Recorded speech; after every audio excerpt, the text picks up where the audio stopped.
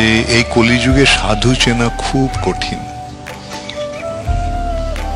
কেননা কথাটা ঠিকই বলেছে, রাবণও সাধু বেশে এসেছিল, সন্ন্যাসীর বেশে এসেছিল, কিন্তু উদ্দেশ্যটা কি? সীতা দেবীকে হরণ করা, ভগবানের লক্ষ্মীকে হরণ করা। এসব সাধুর বেশে এসে কি করে?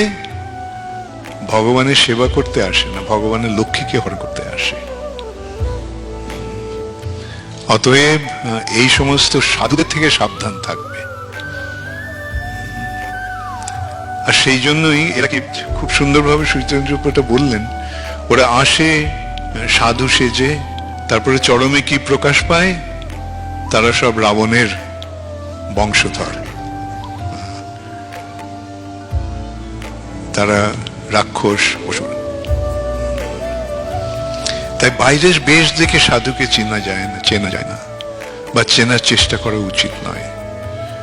সাধুকে কিভাবে চিনতে হবে, সাধুকে কিভাবে দেখতে হবে?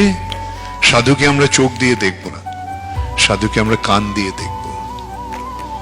তিনি কি বলেন তার মাধ্যমে আমরা সাধুকে চিনব।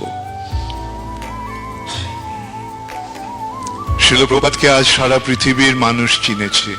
10 বছরের মধ্যে প্রভুপাদ যেটা করে গেছেন, সেটা সারা পৃথিবীর মানুষ যদি তাকে না চিনত তাহলে কোনোদিন সম্ভব হতো না। কিভাবে প্রভুপাদকে চিনলেন তারা? প্রভুপাদের বাণীর মাধ্যমে।